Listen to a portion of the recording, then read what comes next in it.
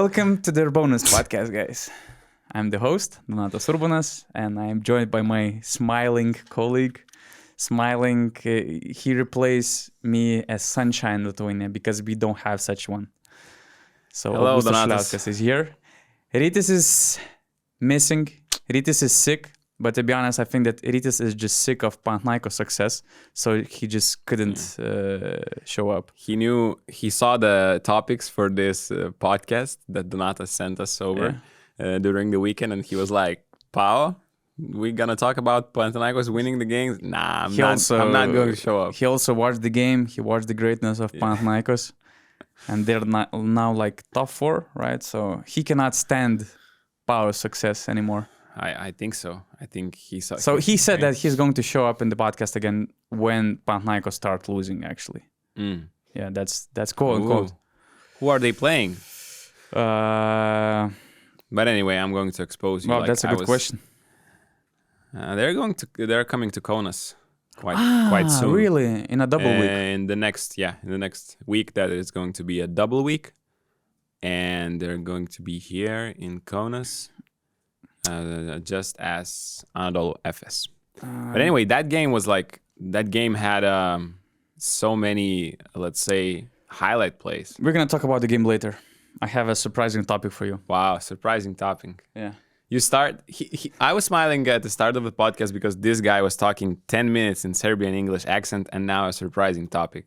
Yeah. Okay, go, So, brate. First of all, I have to say that nowadays we're facing a huge competition as the podcast because there's so much great content on internet, on YouTube.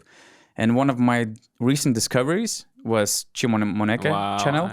He put some nice videos over there, and that's good. I mean, when BasketNews cannot do content about you because Baskonia is not allowing, so that's good that players, they try to do some content by themselves, and that's great. And Chima is putting all his heart behind that content to make it interesting. So that's first. I also found Michael Porter's podcast, and he had a really nice conversation with Nikola Jokic. I think that Nikola showed the other side of his personality, or I would say the deeper side of his basketball personality, and for sure, especially for those who have some narratives about Nikola, how much he doesn't care about basketball, that he is just horse race guy.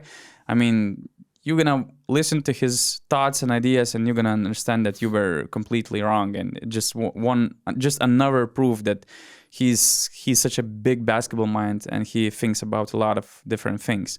So that's second. And the third one is the most recent new podcast by Dwayne Wade. It's called The Why. And the first podcast, he called it like Pantheon. And he invited Pau Gasol, Dirk Nowitzki, and Tony Parker. It was a 2-part podcast, and I've just listened to it throughout the weekend.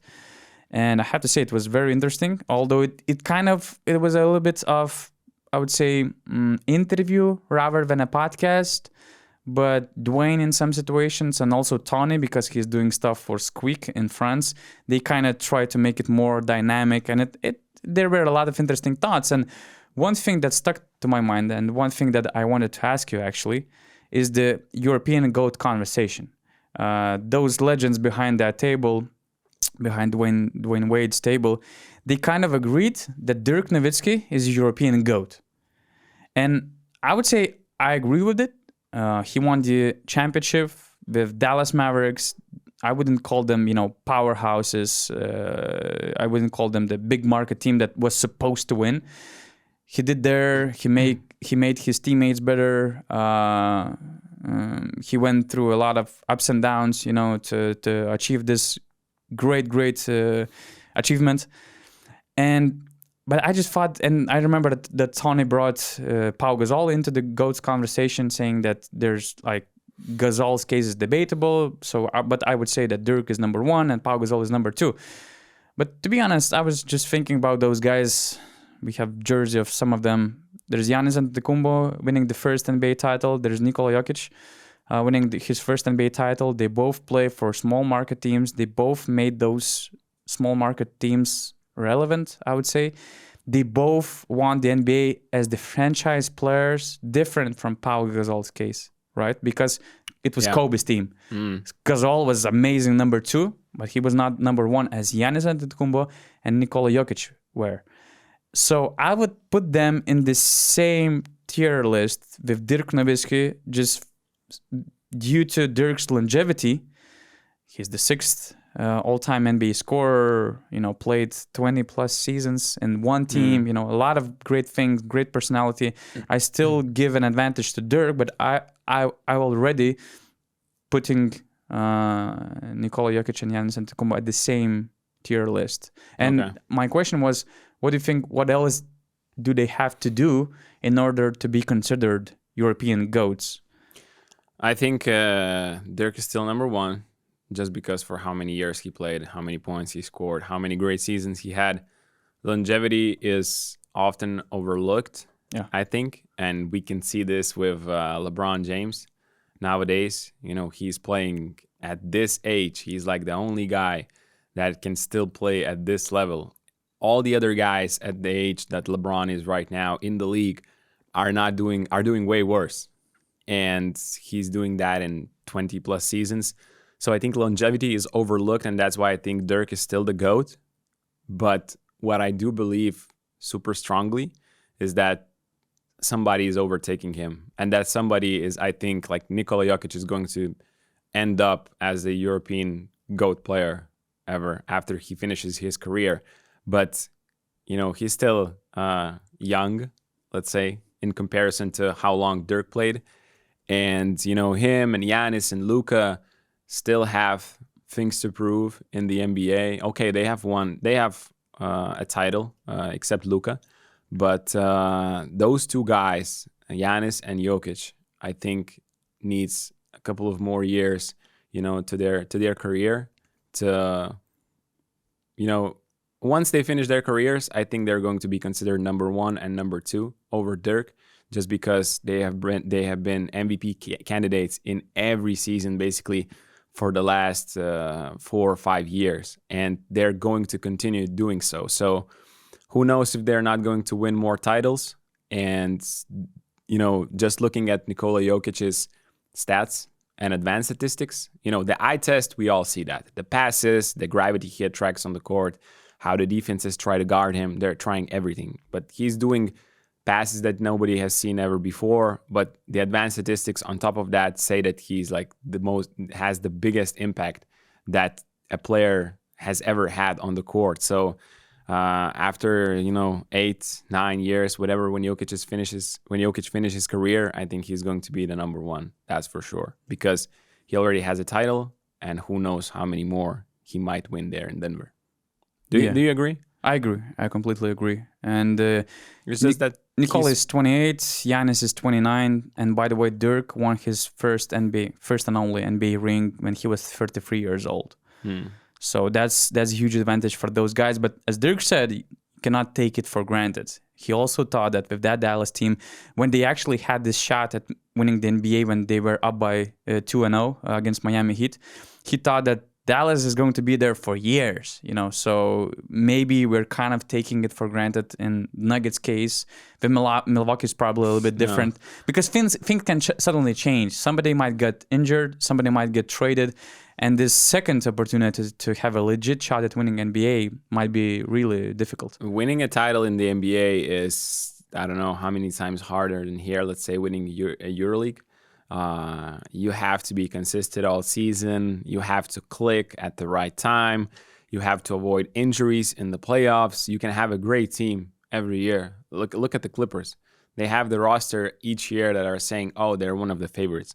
But once the playoff comes, you have Paul George, Kawhi always going down with injuries, and it's so hard to let's say if Denver loses some guy in the Western Conference Finals last year, Aaron Gordon gets injured. They're probably not winning that title, because remember Chris Paul's situation in Houston against the Warriors. He gets injured late in the series. They lose the series in the Western Conference Finals, and that might have been their best chance actually to win the title. But nobody remembers if you're going to the Western Conference Finals. Everybody remembers just the winner after 10 or 20 years, and that's super hard to do. They weren't even the favorites. I'm talking about Dirk now in Dallas in 2011. Oh, yeah. You know, you had LeBron and the Big Three in Miami against you, so that was I still remember that series. It was Dirk was playing absolutely phenomenal, as well as other guys. I love what Dirk actually said about this current generation of international stars. Because first of all, Dwayne Wade also said it very correctly that Gasol, Tony Parker, and Dirk they created an era of new international superstars. They were the first international superstars that won the NBA, that won the MVP award like Dirk did in 2007, I think, or I don't remember exactly, but something around that. But what I loved about Dirk's response, especially when he was behind that, superstar table considered as the GOAT, European GOAT, he said that he's so proud of watching these new guys, taking over, dominating the NBA game. He said that those records are here to be broken, so it was just this natural response by the current GOAT, just looking forward what guys like Giannis, Nikola, and Luka might do in the nearest future. So it was, again, interesting conversation. A lot of good content over there.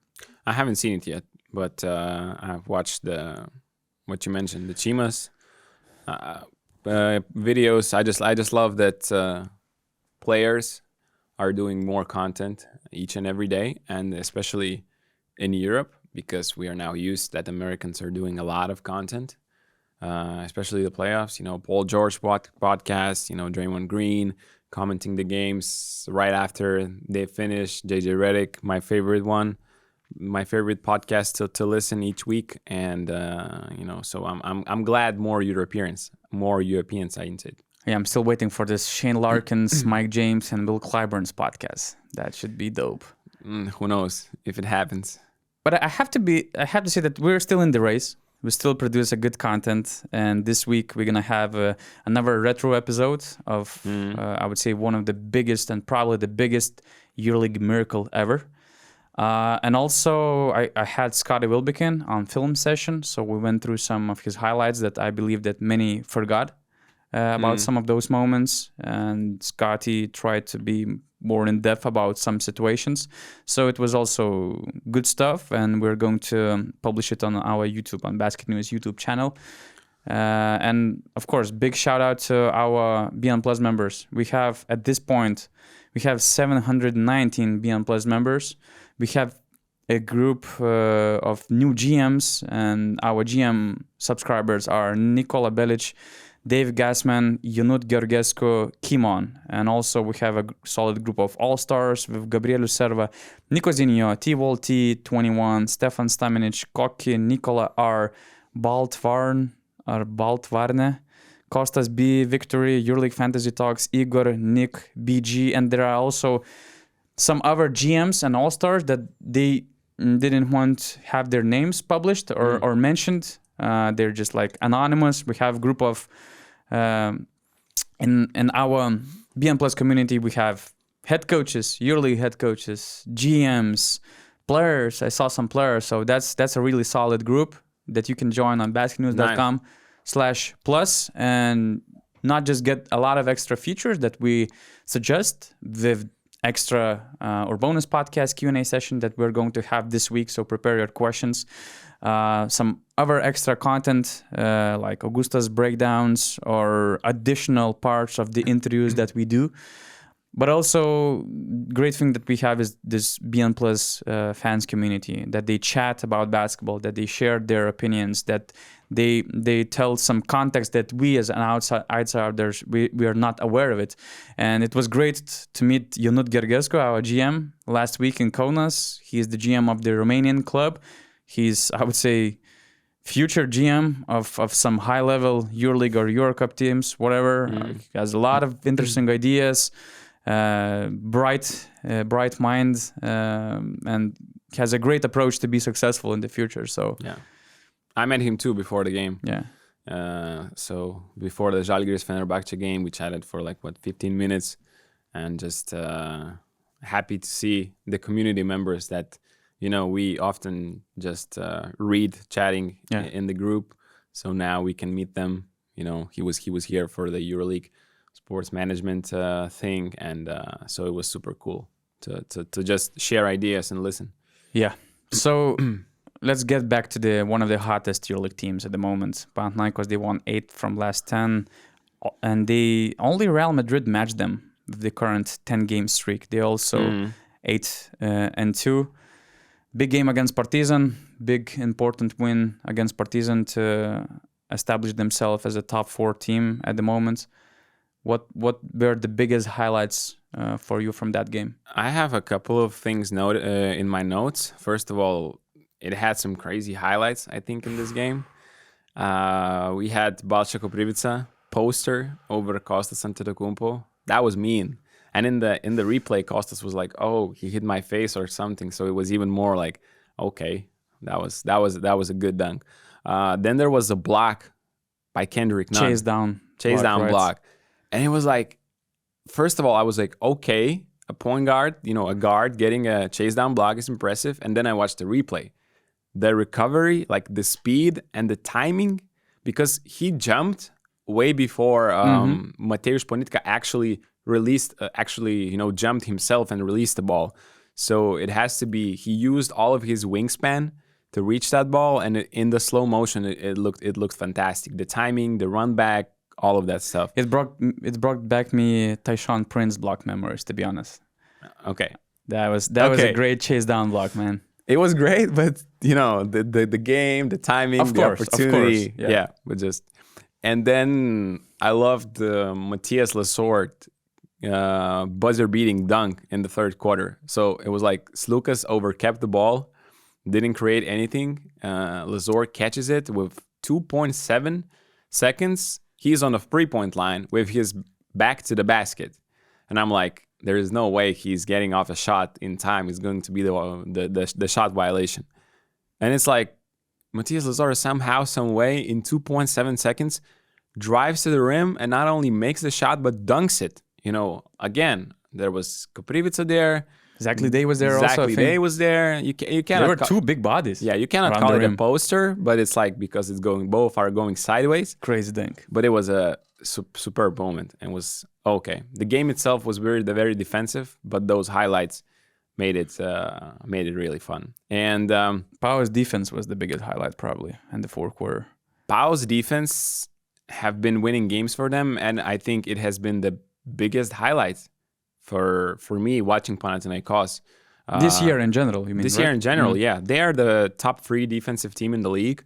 And, we had Mike James commenting that, I think what he said, a little bit, Duran's Grant's defense is a little bit overrated. Or it's not a quote. That, he wouldn't say that individually he's like an amazing defensive player or that he's the main reason of good Panathinaikos defense. It's more about PAO being a defensive team and others also helping, or like PAO just sending double or triple defensive teams. That's what they did in this game too. They always have 2 guys on the ball, like really high up, higher than the 3-point line. So it's super hard for the guards to play against Panathinaikos. That's why I always sell my fantasy players when they play against Panathinaikos. And it always felt that as soon as the first defensive coverage was beaten by the offensive player, there was another player jumping in and just stopping the guy. I mean, and guys, they were so good at rotating, at helping. Timing was amazing. I mean, they were always running in defense at full speed. So, I mean, it was a great defensive, performance. You should show this game. You should show Panathinaikos defense as an example to some other teams. And one thing you have to, you just noticed when you're watching Panathinaikos is how active their hands are. And it's not just with Grant, but everybody, when they're in the gaps, when they're on the weak side, everybody has their hands up. And in the first quarter, I think they had 4 steals in this game. PJ Dozier on the other side for Partizan was also great, defensively with his hands. He had 3 steals in the first quarter. But PAO basically scored so many points after turnovers. I think they outscored Partizan in that category. And to me, the biggest difference maker was Durant Grant and his defense on James Nunnally. So remember, Nunnally is coming off a game against Maccabi where he scored a lot of points in 3 quarters. He was out of the game because of 2 unsportsmanlike fouls to begin the 4th quarter. And, Mantas, you can play the Durant Grant clips defensively. But Nunnally finished the game with 13 points, but he scored none of those points against Durant Grant in half court. He had, I think, 10 points, in transition, or 8 points in transition, and a 3-pointer he had after an offensive rebound. And look at this. Look at how he's chasing Nunnally and then, going under the screen and just stealing the ball. Some great clips here. Just look at him. Nunnally trying to play hostage, then his active hands. Maybe there is some contact there, but and it leads to a transition basket. So this is how Panathinaikos are winning games. Here, Nunnally's trying to post him up, then tries to set a screen, for Balša Koprivica to go maybe to the rim. Offensive foul. And it was actually a story of the game, I would say, because Partizan, they had a lot of issues trying to score in a half-court offense. Mm-hmm. And especially in the 4th quarter, it was the same. They basically scored from, there were some, let's say, whether it was a huge mistake by Panathinaikos half-court defense or it was just some transition situations or free throws. Yeah, you can say that some shots they just couldn't make some shots, although they were like in and out, they were really close. Maybe they were lacking of some luck, but Panathinaikos did their best in defense, that's for sure. Lazor's rim protection in the 4th quarter, it was crucial as well. So a lot of good defensive moments for that team. Yeah, and so as I mentioned, Nunnally finished with 13 points. But when guarded by Durant Grant, he was 0 from 4 from the field and had a turnover and had 2 turnovers. One in the first half that led to Grigonis' 3-pointer that we saw and 1 offensive foul. So basically, he had an average game. He reached his average, 13 points, but he did that, in transition and after offensive rebounds. So that was I think a fantastic job. And some people say PAO are fouling a lot. Like the refs are not calling fouls against Panathinaikos. But if you play and they're playing this physical defense in every game, the refs are just going to adjust at your level of physicality. So you are going to get away with some fouls in each game. So this is I think a really positive sign for Panathinaikos that they're winning games by their defense. And if they get a home court advantage, it's going to be really, really tough for the teams to beat them, because in Oaxaca, that Oaxaca is again one of among the loudest gyms in Europe. They were not between the loudest and most had most people in the last couple of years. Now they have a strong team again. They're winning. That gym is super hard to play in.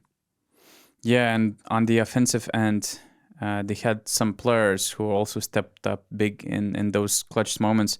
I would say that, for instance, Dinos Mitoglou, it feels like the guy has the skill to make the most important shots. Whenever you feel that, this is the time when Panathinaikos needs to score badly, there's Dinos Mitoglou making the 3-pointer, making a mid-range jumper, making some tough shots around the rim. So the guy has clutchness in his game, I would say, to step up in big moments. And of course, there was Kostas Lukas also hitting big shots in the second half. I think that in the first half he had only 2 points, but he stepped up big in the second, and he was really important for the team. So it was just very solid all-around performance by Panathinaikos. Big win. They deserved that win. Yeah, Partizan, they didn't have Kevin Punter. And that's where James Nunnally's 13-point performance is not enough in this case. In any other case where Kevin Punter was on the court, maybe it was enough. In this case, they need more of James Nunnally's performance. But Panathinaikos is playing really, really solid basketball at the moment. Yeah, I love this Lucas and Kendrick Nunn duo, to be honest. One is more of a scorer, the other one is more of a passer. I think they're playing a lot since Ataman is keeping short rotations. 7 guys are basically playing.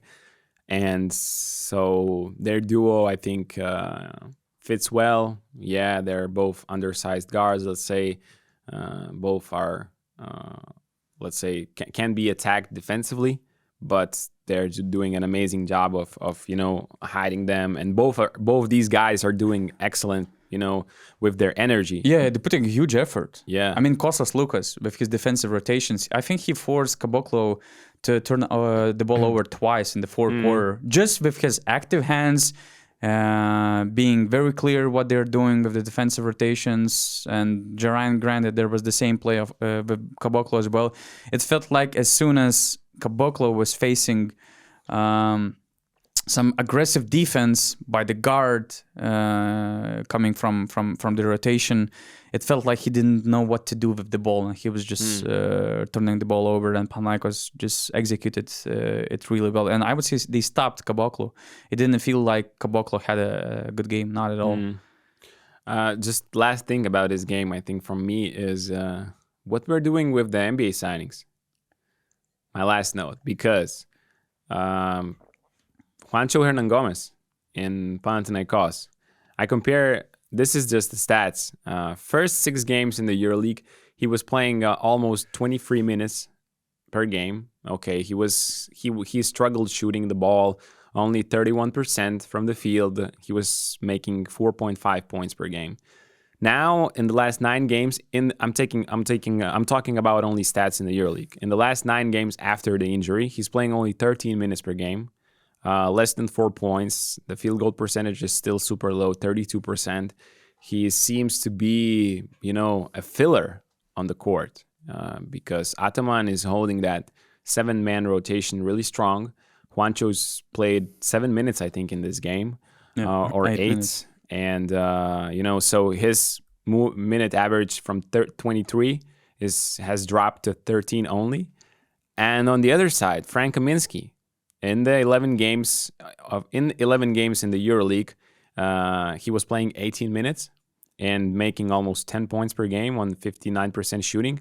In the last 7 games after coming back from an injury also, he's playing only 11 minutes per game. And he's making 6 points, 47% field goal shooting. And obviously, the biggest thing why his minutes have dropped is his defense. And these two are NBA guys who played in the league for so long, but just can't find a spot here in Europe. And I'm really interested to see how their seasons are going to continue. Are they going to, again, carve out their roles and be strong rotation players?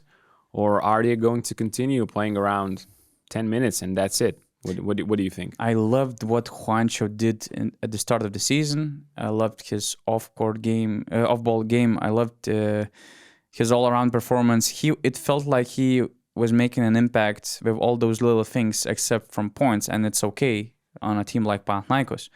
But at the same time, now you can see that he doesn't have any trust and confidence from Ergin Ataman, and he's also not feeling comfortable on the court. There was some horrible mistake, like he was about to pass the ball, but it just slipped, and it was just a horrible situation. And I think it was followed by another situation where probably he lost the ball, and you could see from Ataman's body language that he just looking for a chance to sub him. To sub him out. So that's true. And it's bad because in Ataman's team, it's really hard to earn the confidence or to get the confidence back, get the trust back. Because we can see in those minutes and those averages that he has high confidence and high trust on some of the guys, and others, like in Efes, we remember examples like Petrushev, some other guys, Canan Musa.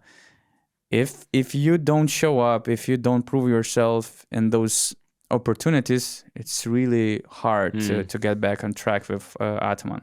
It's also hard for Juancho because I think the play style of Ataman doesn't really fit him that well, because the 4th position players in Panathinaikos, you see even Dinos Mitoglu, he doesn't have many plays for him. He is a catch and shoot guy. He's a cut and shoot guy, but he's confident in himself. He had a great run since the beginning of the season. He's making all those little shots whenever he's open, he gets the ball. I always all of a sudden think he's going to make it. Yeah. That's how confident he looks at the moment. And with Juancho, right now that he's playing such a little amount of minutes, he's also, Scariolo in the Spain national team. He used him a lot more off the ball, cutting, just playing off the down screens without the basketball. Here you have Panathinaikos guards controlling all the game basically. And I think this is why it's so hard for Juancho. And just like I said, I'm intrigued to see how their relationship evolves and how his minutes are going to fluctuate. But on the other side, we have Kendrick Nunn, who's been the 7th best scorer in the EuroLeague since round 11. Oh yeah, he's amazing. He's been averaging 16.2 points on 48 2-point shooting percentage, 37 3-point percentage. He's perfect from the free throw line. He hasn't missed a free throw since round 11.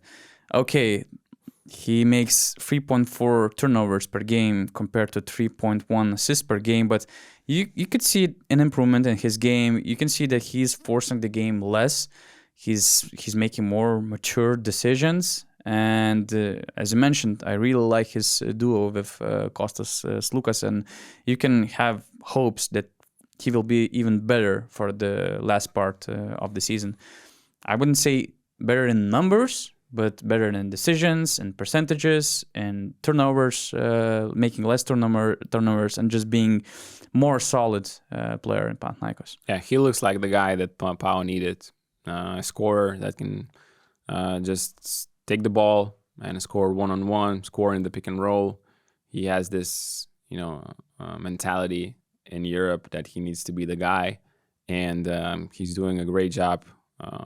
As I said, maybe he's not the most efficient yet, but looking at his shape, especially physically, I think he's going to be only better as the season progresses. Okay, so it was, I would say, arguably the game of the week that we had, Panathinaikos and Partizan.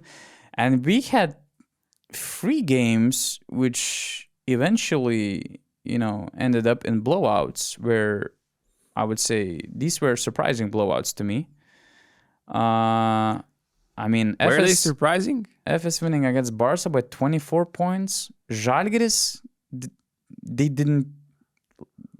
Fenerbahce didn't have any chance in Kaunas, and usually that was the real game of the week, by the way. Okay. By the EuroLeague. Okay. I see. And then there was Monaco. And Real. It was again one-sided game. I would say before we go deeper into any of these games, I would say that this week in particularly was the most influenced by injuries we have this season. Okay. If you think about it, Fenerbahce didn't have a power forward in their roster. Real Madrid didn't have Walter Tavares.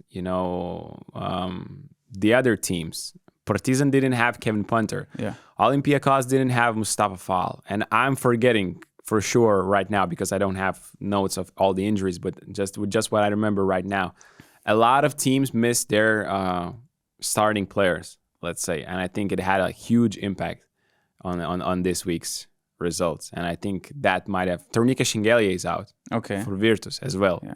So injuries are piling up, and we are in the second part of the season already. It's good that we will have this break in February. So hopefully players can return and teams can be at 100% to finish the regular season. But at the moment, I think injuries are influencing a lot. True, but that's why they're building those 18-man rotations, 18-man rosters, so you cannot complain. There's no space for excuses. Not referring to you, but to some teams and to some coaches. So, which game you would like to start with? I don't know. Zalgiris Fener was an amazing one. Obviously, even before the game, when I saw that, I knew Nigel Hayes Davis is out. But I was surprised to see him in a hotel, to be honest. There was a funny actually story. Artur Žagaras also. I was waiting for Scottie Bilbikin in Fenerbahce's hotel, and I see Nigel Hayes Davis is doing something there. Artur Žagaras, what the hell is going on? And Nigel was the first one. I was in Žalgiris Arena early, and Nigel was the first one to come onto the court with his jersey on and all that stuff to do warm up. And Andrea Trinchieri's like, He freaked out walks probably. out. And, yeah, for once he freaked out and like, what are you doing here, man? You know. But of course, Nigel wasn't playing. And when I saw that Fener don't have any power forwards, I was like, it's going to be super hard. How are they going to do? Because is Daishon Pierre going to play 40 minutes, and you're going to play Guduric at the free for most of the game, or are you going to play with two centers?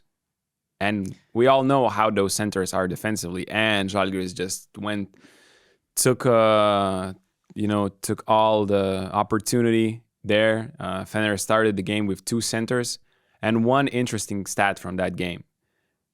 Zalgiris had 7 possessions where they passed the ball in the pick and roll to the rolling center 7 times. They scored all 7. This says a lot to you about Fenerbahce's rim protection. And of course, it had a little bit to do with the short roll situation where Laurynas Birutis was amazing once again. The guy, if he played only against Fener, he would be the most paid player in the EuroLeague, I think.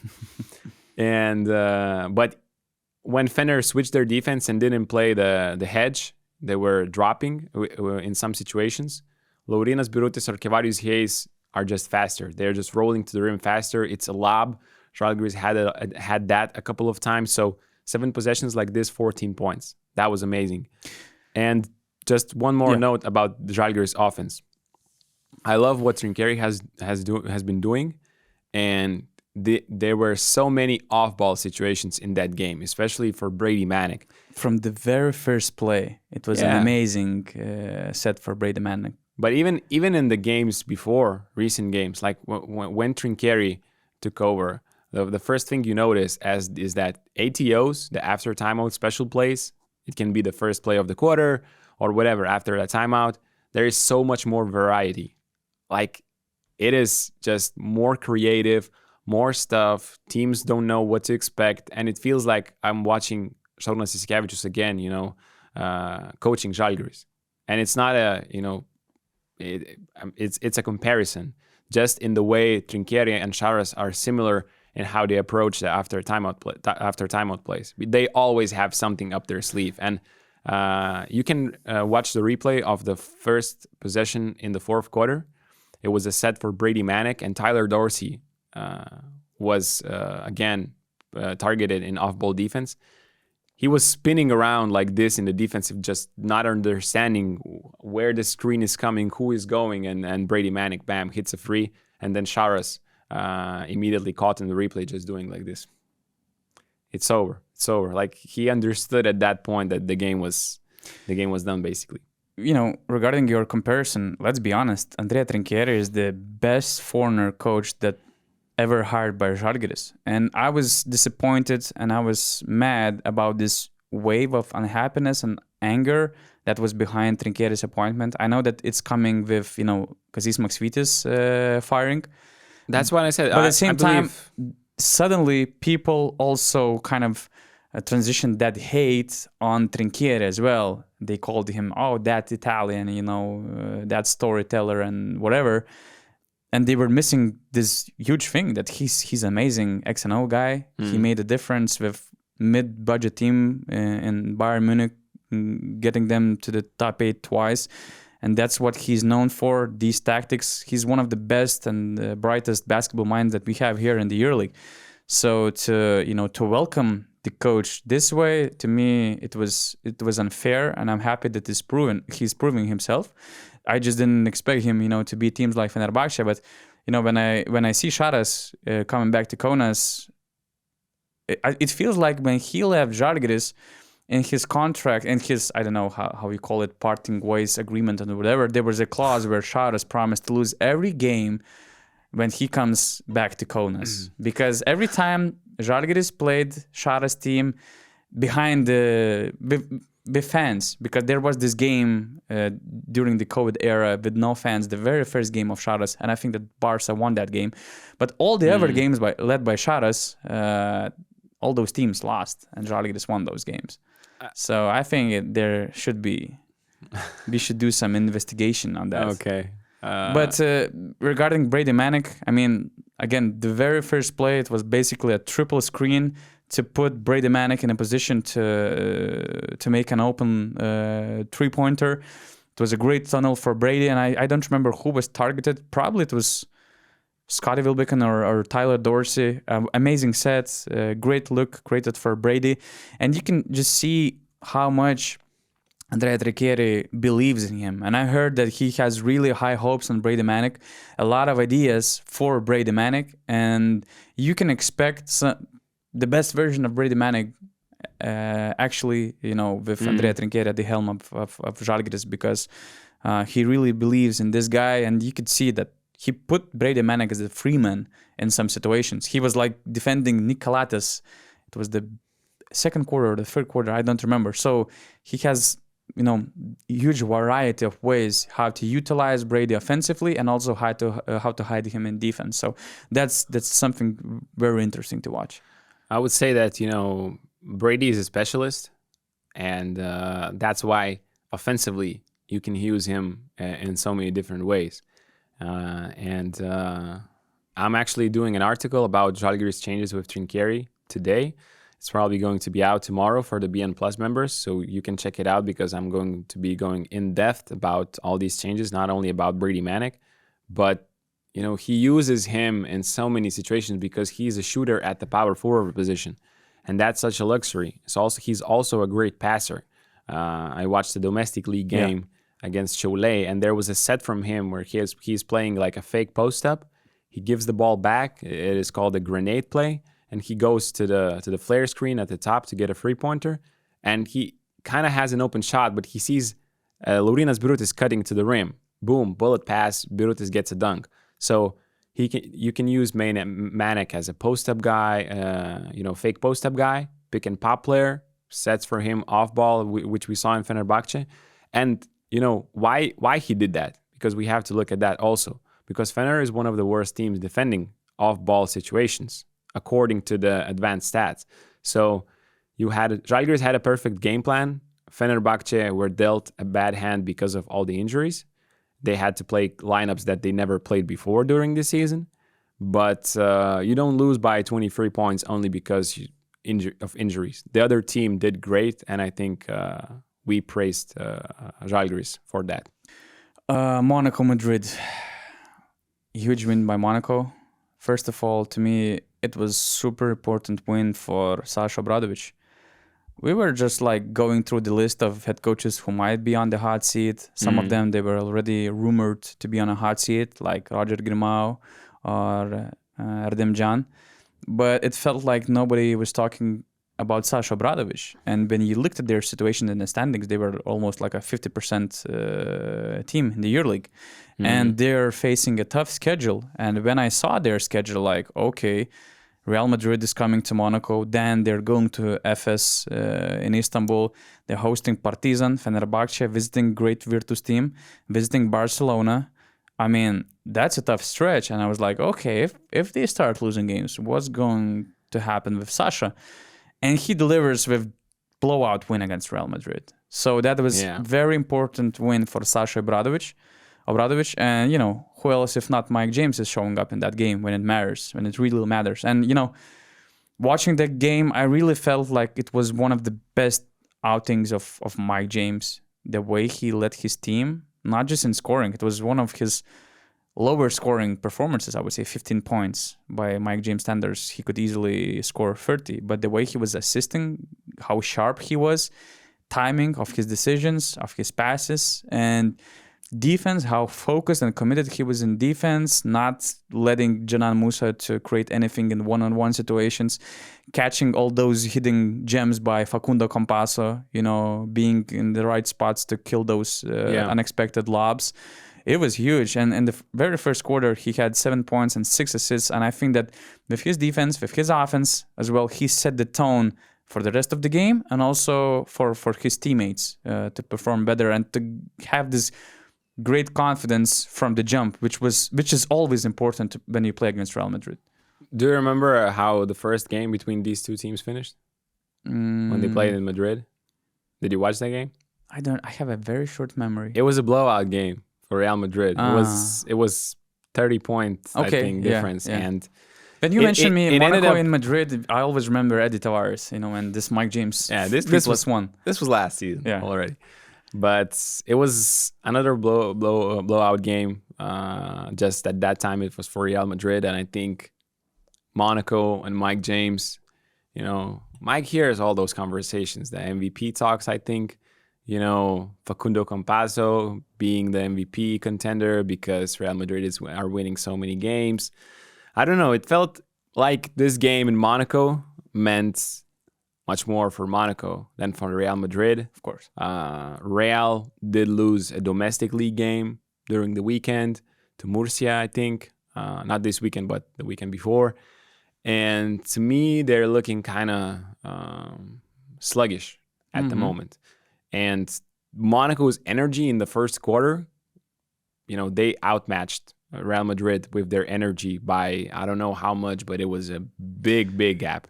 And it was crazy because John Brown was not playing. Exactly. And you see them, having some issues with the rotation and stuff, and you could expect them to lose at least not to be so competitive effort-wise. But it felt like when I was watching them fighting and hustling, it felt like that John Brown is somewhere here in the corner. He's also playing, he's also helping.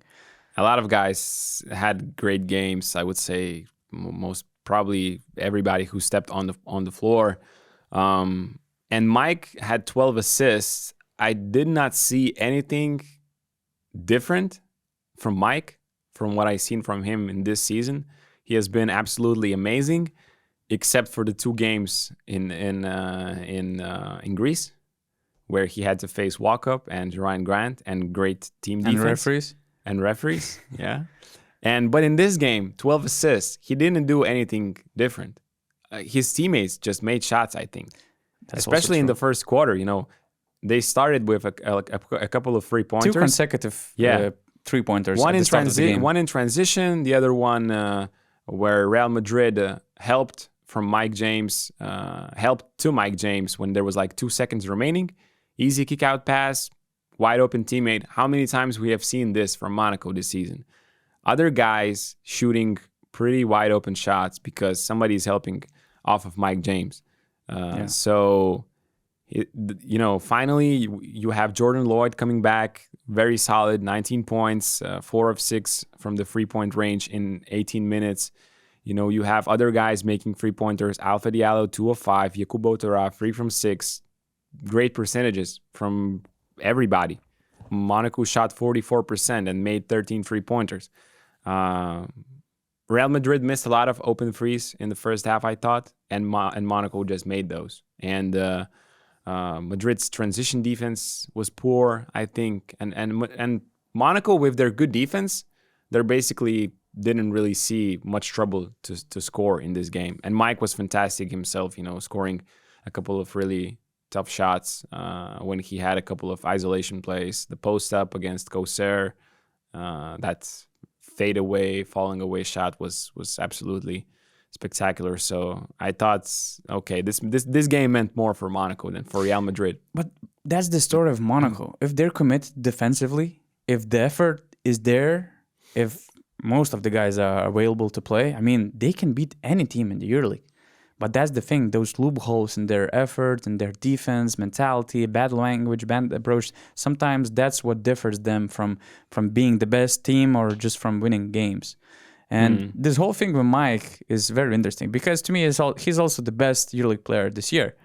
But if Monaco is going, let's say, if they're going to end up in a play-in group, is he going to get the MVP award? I'm not sure, because they might go after Facundo Campazzo, his individual stats and the team's performance, or Tornike Shengelia playing great season and having Virtus as a fairy tale team this year. So there's this huge challenge for Mike to get back Monaco on top, to be recognized as the MVP without leaving any doubts to others. And it's not going to be easy. But if he's going to continue to play that way, if guys around are going to make shots, if everybody is also stepping up, we see Elie Kobo is back to Monaco's rotation. He's good. He apologized to the team. He understood his lesson. Everyone else, they're just moving forward. I love Jordan Lloyd's t-shirt. If you saw before the game, he had this t-shirt with Okobo face, and it was said Oko Boss. It's some T-shirt from Okobo's camp that he had in France, I think, a couple of years ago or something like that. So it was some great stuff. I would love to have that stuff again here in this studio. Hey, look, he's on the record. I already heard you asking for 2 Monaco jerseys. Oh yeah, no wonder they're calling you. You know, man, Royal Monaco Hoops. fan. That's some amazing stuff, man. Okay. So Anyway, sure, I'm going to get that one, but And it was fun just last night. It was fun seeing the trio of Lloyd Okobo and James playing together again. One of their best lineups in this game was Motiejunas, Cornelie, and those 3 guys together on the court. It happened in the second quarter, I think. In only 3 minutes and 40 seconds, they outscored Real Madrid by 9 points. So, you know, when you have shooting, everybody that can shoot around, those 3 guys, it's really hard to stop. You know who's also very hard to stop? By the way, can you put this Mike James assist? Amazing pass. I mean, look at Poirier's hands. Amazing look, really. I would say it's Campazzo's pass. Campazzo's level the of way he assisting. He does this Yeah. slink pass. I love that play. When I watched the game, when I watched the situation from the middle camera, this pass didn't look so cool as we're watching the replay right now. And you could see from Mike's eyes that he noticed Blossom game being here, and he just saw an opportunity to put the ball in this way. It's crazy. And I think Poirier is like, am I in the practice, or we are playing against somebody else? You know, is it Campazzo making this pass? But really nice, nice, superb play by Mike. Yeah, and the other guy who was really hard to guard was Rodrigue Bobois. And in Efes and Barcelona game, it was a weird game because when you see the final score, it feels like, okay, so maybe Efes, they dominated the game from the early tip-off, like Zalgiris did against Fenerbahce or Monaco did against Real Madrid. And I'm just tuning in the game, and at the halftime, it's basically a close game. And it's the end of the third quarter, and it's a 4-point game. So what the hell happened? And you see that Rodrigue Bobois actually happened. The same way, like you mentioned, how Trinchieri targeted Dorsey, for instance, offensively and off-ball situations. I think that was the same way how Erdem Can decided to wake up and destroy Barcelona with Rodrigue Bobois, targeting whether it was Jabari Parker or Willy Hernan Gomez. Tomas Satoransky was on the court, but Erdem Can was doing some great sets, great situations for Bobois, who made a lot of good threes, a lot of good off-screen threes that completely destroyed Barca's defense. And once again, it was the same stretch when Jan Vesely was on the bench, and it hurt really bad Efes. But this performance by Bobois, very important push to his team in that game, just reminded how sometimes underrated Rodrigue Bobois is as a player, or was underrated as a player when in Vasilij Micic, Shane Larkins, and unofficial three-peat era. And I also just checked stats of off-screen shooting leaders in the EuroLeague. And I would say that Rodrigue Bobois is not on the top. He's making top 10 in off-screen attempts, three-point attempts, or off-screen shots made. 20%, actually, 20% of his possessions end in a screen-off situation. Yeah, and I think he's attempting 1.5 off-screen shots per game. And yeah, he's making the top 10. But what I've noticed, I've checked also the leaders of this category. So Marco Bellinelli is on top with 37 total off-screens, with 39% three-point shooting percentage. The second, Marcus Howard, has 25. So this is a 12 three-pointers difference on the top. Carson Edwards is third with 19. And Rodrigue Bobois is somewhere around with 14 or 15. So it's huge. It's huge. But by the way, what was interesting to note is that following their accuracy from those situations, Timothée Luwawu-Cabarrot, who made 14 off-screen three-pointers, is shooting by 61%.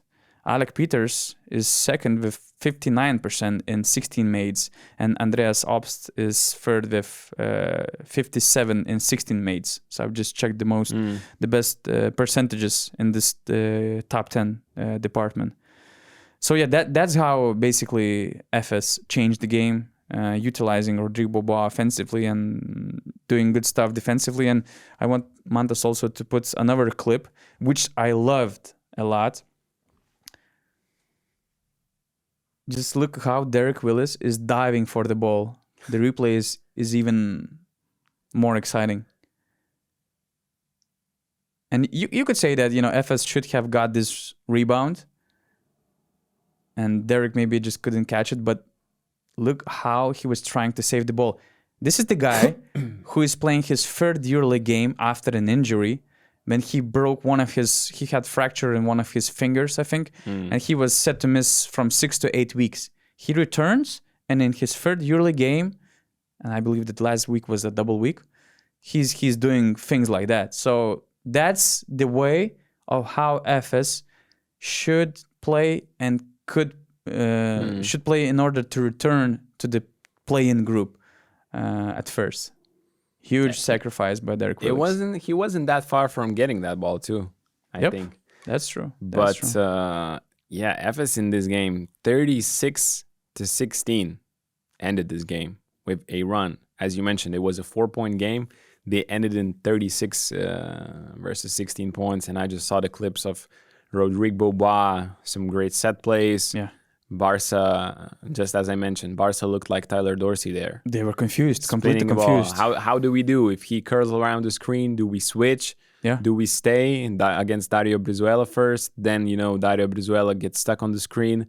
Lack of communication with Hernan Gomez. Yeah, they switch with Hernan Gomez. He just flies by on the fake, easy three-pointer. Then Satoransky goes under. Then they help from Bobois, who already has like 10 points in a row. So yeah, some great plays by Efes, and Erdem Can is holding on to his spot. When they need a good performance, they get a good performance. If they can show some consistency, I think he will be great.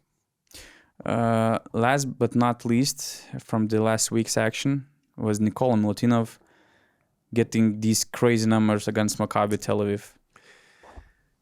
If you didn't have Milutinov in your fantasy team last week, I don't know what you were doing. Like Mustafa Fall was, you knew he had his injury. You had to have him as your captain. And what a performance. 20 points, 20 rebounds, 9 offensive rebounds included, 40 PAR, plus 28 in almost 32 minutes. I've checked history books. Only the fourth performance of 2020, right? The third. Okay. The first one, and first of all, Adonis Fotsis holds the record of total rebounds. He had 24 in 2007 in a win, and it was overtime win against Treviso. And he also had 22 points, 24 rebounds, 9 offensive rebounds, and 39 PAR in 42 minutes in 2007. Spencer Nelson was another guy with 2020 game, 23 points, 20 rebounds, 7 assists, and 50 PAR in Bamberg's win against Treviso. Again, Treviso was built for having some historical performances. Somehow. Not rebounding the ball. Yeah. And what's interesting, Fotsis got 24 rebounds while the entire Treviso team had 27. But yeah, Nikola Milutinov is just the first guy with 2020 game in the last. By the way, he's the first guy with this 20+20 performance in the last 13 years.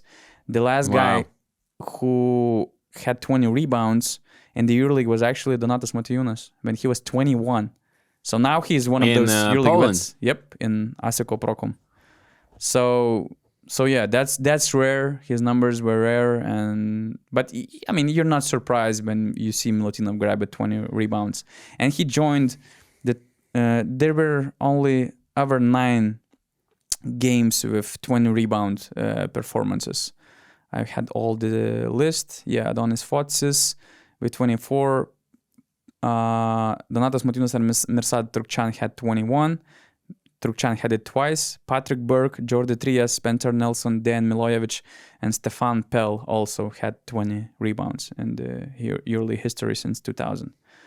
So to me, it's just crazy that, you know, Milutinov is used when Mustafa Fall is healthy. He's playing like 15 to 20 minutes. And the Olympiacos have a luxury that to have two these great centers, but at the same time, they have to share their minutes on the court. And you can say whatever you want. Like they can be exposed defensively because they probably often stand in the paint, but they're both great at the same time defensively. I'm not saying they're bad, but you know, my point is about how little they have to play and how much they could play if they were on another team. Like they could easily be 25-minute players both, and one of these two guys just have to sacrifice those minutes. And the record is 24, you said? Yeah. All-time rebounding record is 24? Yep. That's not that far away from 20 rebounds. And Olympiacos plays at a low pace. That doesn't help to get the record, because if you were playing more faster, then you might have had the chance to grab more rebounds. But the next game is against Real Madrid. Olympiacos are going there. I'm really interested to see the numbers Milutinov will have in these next couple of weeks when Mustafa Fall is out. So, yeah, who knows? Maybe we are going to get a record. They're playing Alba Berlin next week at home. Oh, it's good you mentioned Real Madrid, because last week we did this game with Duško Ivanovic, with Baskonia, and we did it with coaches to honor the most iconic coaches that every EuroLeague team had, in our personal opinion, or based on our personal experience. Yeah. And this time we decided to go with the most iconic players of each EuroLeague team. And this I was inspired by Sergio Llull, becoming the all-time leader in Real Madrid's history with the most appearances in the club. He surpassed Felipe Reyes, and it happened 2 weeks already in the game against Baskonia. He had his 1047th appearance with Real Madrid jersey, combining, you know, EuroLeague, ACB, Copa del Rey games, and etc. And I checked that actually Sergio Llull is second all-time in EuroLeague in games played, with 395 games, and he's also first in games played for one team. As we started the podcast with Dirk Nowitzki, you know, somebody who played only for one team, had an amazing career. You know, the same goes with Sergio Llull, who played only for Real Madrid. So let's go through the list of 18 EuroLeague teams, and let's pick one player that we kind of, you know, think of him as the most iconic player of that team organization. But so, just guys, I'm like, let's say we're not picking the most iconic player for every team. This is just our opinion. I'm probably going to be picking the guys from the last 10, 13 years, because it's based on our personal experience, because we cannot get into 90s. Because, for instance, there was Milan. Probably we should associate Milan with who? Dino Meneghin, right? I never saw Dino Meneghin playing. So for me, it's hard to put him as an icon in my personal experience. This is probably the icons of EuroLeague teams in the modern era, let's say. Yeah, that's a fair point. That could be. Even though we mentioned like Dan Peterson as the coach of Olimpia Milano, who should be an iconic, but we haven't seen him. We just know from the history and from the people telling him about us, but this will be more of a, you know, recency bias is included for sure, but who we associate teams with. So which team are we starting with? Real Madrid. That one is easy. Sergio Llull. It has to be him. The most games played, as you mentioned. He's been loyal. Most mandarinas made. Most mandarinas made. That was my next point. I don't know how many times I've seen him. I was doing a video on Milos recently, on Sophocles Skorzenidis recently, so I had to go through some EuroLeague finals in like 2007 from 2000s and 2010s. And every time I see Real Madrid play and it's those three guys again, like Yui, Fernandez, and Chacho there. It's like it doesn't matter if it's 2023 or 2014 or whatever. It's those three guys running there, and Sergio Yui is just the most iconic guy, I think. Barca, easy as well. Juan Carlos Navarro. Yeah. What else needs to be said here? Icon of Barca, the biggest nightmare of Zalgiris fans. Not only of Zalgiris. Come on now. Yeah. He also, just as Yui, has the iconic shot named after him, La Bomba. Yeah. You know, one has Mandarinas, the other one has Bomba. He had this floater. He had this 3-point shot where amazing skill set. It's kind of called the Navarro move. You know, when you are just getting your right leg in front of you and then a little step back. It's really hard to execute, but he did it so perfectly. It doesn't really. You don't need much speed to do that, but it's just the footwork, the technique, and he was European Steph amazing. Curry. He was the Steph Curry before Steph Curry actually happened. I remember that Steph Curry also watched like Juan Carlos Navarro game. He has said that on record. Virtus Bologna.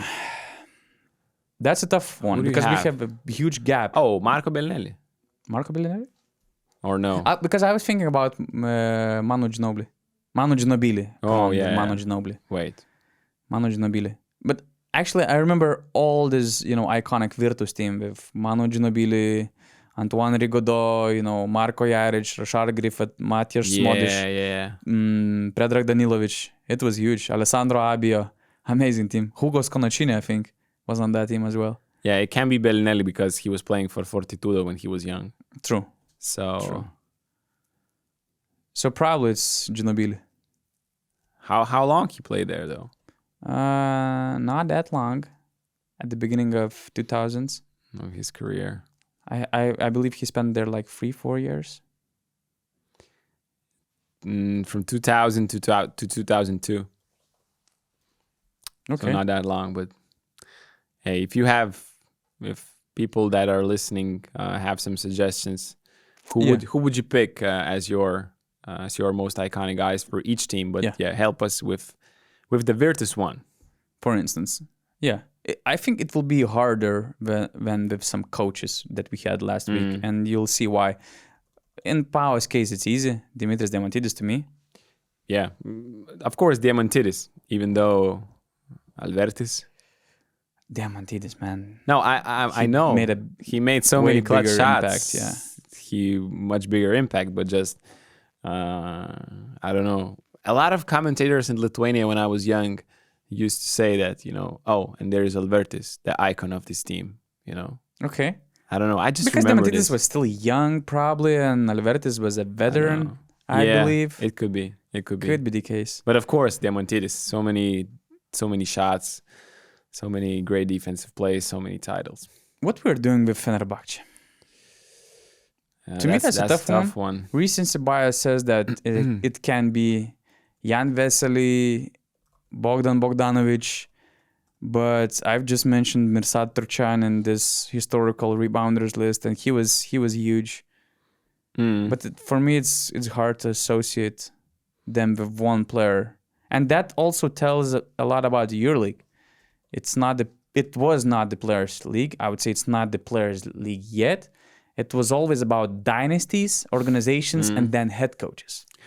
I have an interesting one here. Kaspars Kambala? That would be an interesting one. No, Meli Mamatoğlu. Okay. He played there from 2013. He is there. I know. I don't know. He's been there for so long. He's seen them win. He's seen them lose. He's seen them under so many coaches. I don't know. He's there when they need him. He's ready. He's ready to Salvertis? I don't know. Or if not him, if the impact is too little for you, Bobby Dixon, aka Ali Muhammad. This is legend. This is quite recent memory.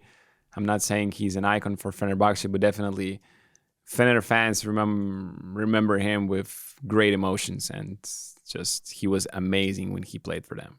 Obviously, you have So so many other guys. this is to a choose tough from. one. So I'm really eager to see what Turkish fans will suggest of Yeah. putting in as an icon. Olympiacos. Go. I have Vasilis Panolis, to be honest. It feels like Yeah, with yeah. him taking over, they won the EuroLeague, which they didn't. Like, they never won the EuroLeague before, right? Or I'm wrong. I might be wrong with this one, but at least there was this huge gap of drought of titles, and they spend a lot of money. They build huge budgets, with Josh Childress's, Linas Kleiza, Teodosic, Papaloukas, threw a lot of money. That They was one didn't win crazy the team. EuroLeague. Yeah, it was very talented team, but Spanoulis took over, a little bit less talented team, but guys filling roles, future stars, showing up on that team, and Spanoulis was the leader. So to me, he's the icon of that transition, of that chapter of this new modern Olympiacos era. See, for me, it's also Vasilis Spanoulis as the most iconic Olympiacos player, let's say in modern EuroLeague. And I think us being not Greeks, we don't care about the years he spent in Panathinaikos. Would you agree, Donatas? Like, us being Lithuanians, I don't really care. He played for PAO. So, and the things he accomplished with Olympiacos, the stats he had, the clutch shots he had above, and the clutch shots are above and beyond everything else. Like, he had so many clutch plays. He has been named the most clutch player in EuroLeague history, and this is thanks to what he did for Olympiacos. So it has to be Spanoulis for Olympiacos for me. I'm not saying it doesn't care to me, but You care that he played in PAO? I just really remember that well that he played for PAO, and he was just one of those guys. Because the team was about Dimitris Diamantidis, Mike Batiste, and others. He wasn't the bus driver in Pana. For sure. In Pana. For sure. They had other car drivers, good drivers in that team. Yeah. The right drivers. Right drivers. The right drivers. Wait. Did you see Kevin Pangos and Brandon Davies? One of the best tweets of the season. Okay. Yeah. I just wanted to see your reaction. It On was camera. really good, man. It was really good.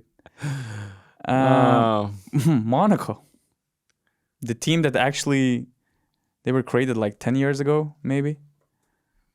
It has to be Mike James. It has to be Mike James. Probably. Who else? D-Bost? I don't know, man. Come on, you're not associating D-Boss to Monaco. Like, Although he had some great... He's one of the reasons why Monaco is here. He won the Euro Cup, if I remember well. right, but are you associating... If not him, we wouldn't have Mike James in Monaco, probably. Brandon Davies then, Brandon Davis, Matthias Lazar. Yeah. Come on now. It's Mike. Yeah, it's Mike. It's Mike. It was created in 2008. Okay. I thought that it was about 2013 At or least 14. that's what Wikipedia says. They played in the 4th league in 2008 season. Okay. Yeah, I'm getting older. So, Dushkonia. Is it Luis Scola? It has to be someone from those legendary times when they went to Final Fours and stuff. And again, we're talking about the team. Thiago Splitter, Luis Scola, Avidas Macijauskas, I don't know, Pablo Prigioni, Elmer Bennett. Pablo Prigioni, maybe. He's an amazing point guard. What's the difference between Prigioni? How many years he spent in Baskonia? A lot, probably. A lot. 6 + 1 + 1. So that's 8 years. I don't know. It has to be probably... For me, it has to be Prigioni. Okay. I'm going with Scola. Maccabi. No, but Scola was there for even more, so... Maccabi. That's a tough one because the first thing that comes to my mind with Maccabi, and of course, Maccabi fans will bring back those, historical times with, I don't know, with local players. Oded Katash, one of them. I just forgot all those legendary Israeli players, but there were some, and they're associated with some of the biggest victories that Maccabi had. But the first thing that comes to my mind is the Maccabi Symphony with Sharas, Anthony Parker, Tal Burstein, Nikola Vucic, and Maceo Baston. That team was just so great I don't know. My mind wants to connect Maccabi with one player from those years. Yeah. And to me, it's probably Anthony Parker. It's either Charas or Anthony Parker, I think. And Anthony Parker, at the time I was a kid watching, it seemed like he was the Michael Jordan of EuroLeague. Yep.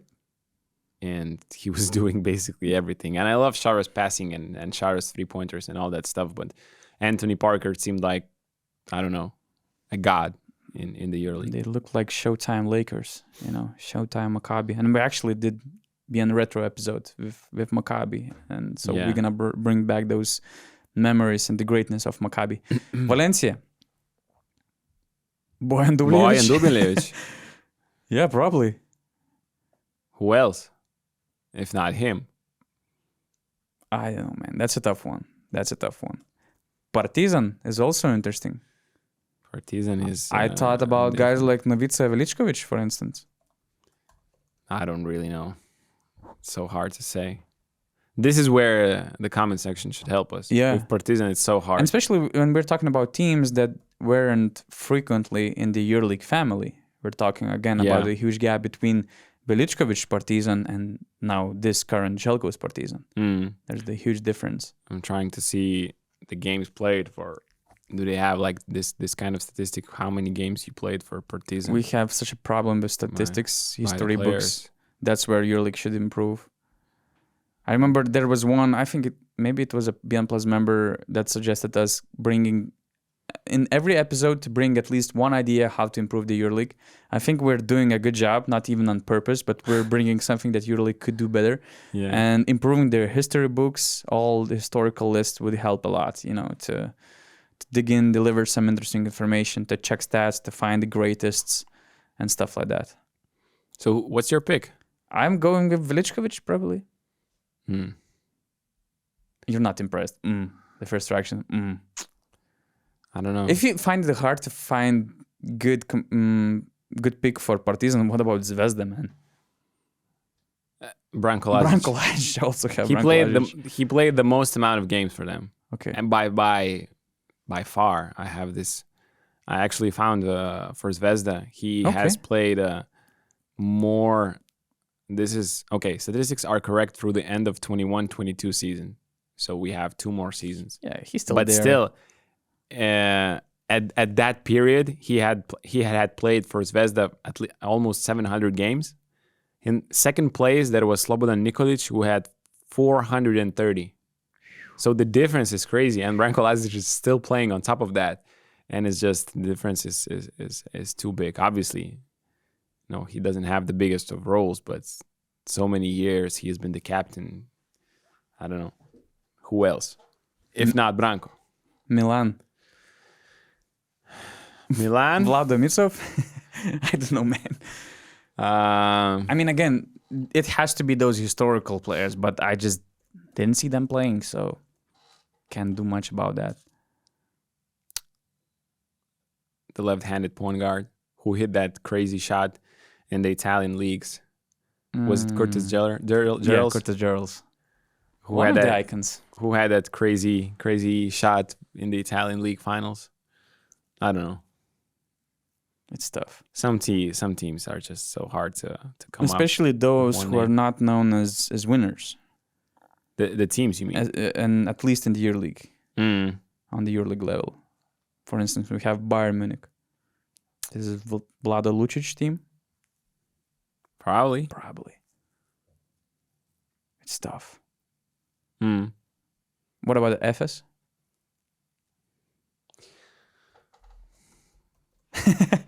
Vasilij Micic. Typing. Vasilij Micic and Shea Larkin. I don't know, man. You got to pick one. Vasilij Micic, I think. I mean, they had more success as a team before? Nope. Before than this recent run? No. That was actually probably the first or second time. Probably the first time they made the Final Four.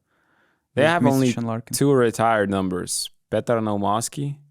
Oh, yeah. And Kruno Simon. Yeah.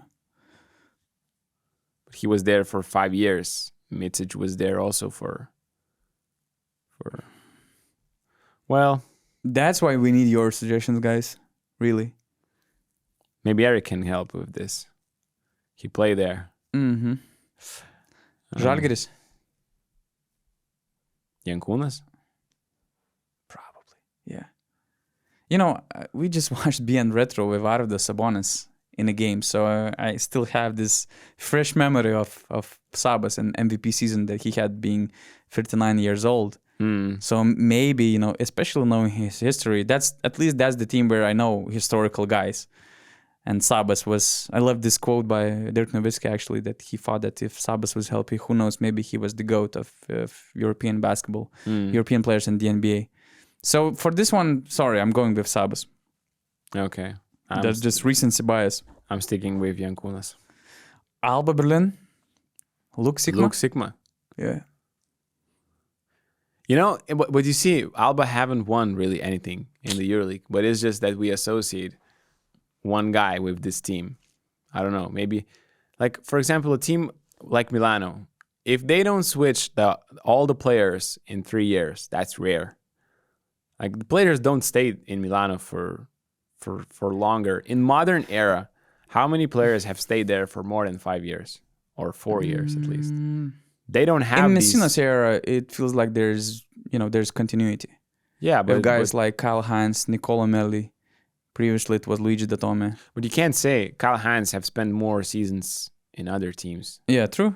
So maybe after some time, I don't know if Siobhan Shields keeps playing in Milano for 3-4 more years. You could say that if they win something, but it's, of course, we are probably forgetting something, and as I said, it's only about talking about modern EuroLeague.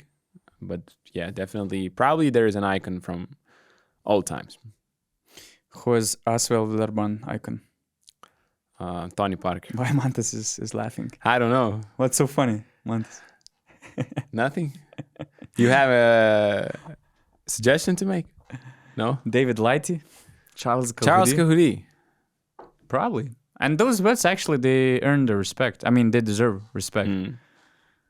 So, how long Charles has been there? I don't remember about Charles, but as long as I remember Asfeld, I remember David Lighty. From 2015. And Lighty, let me check real quick before we end this podcast. So 2015. From 2017, but he has played 2 years before, so they're kind of tight for that. Yeah. So either one or the other. Yeah, so share your icons, share your suggestions. Yeah. We are reading the comments. So please let us know what you think about, I don't know, our thoughts about not only about the icons of each team, but also about the games that we talked about and discussed here. We are always welcome to read it and to reply to you. So, and I have a feeling that in the future we're gonna respond to some of the comments that we're getting in the podcast, right? But what's for sure, all those questions and the remarks are addressed. We have the platform for that, or bonus Q&A sessions that we're going to have this week. Hope with Rytis as well. So we're gonna put a tweet or something. You might actually address some of the questions that you have in the comment section below this podcast. So you can write the questions already. Yeah. And that's it.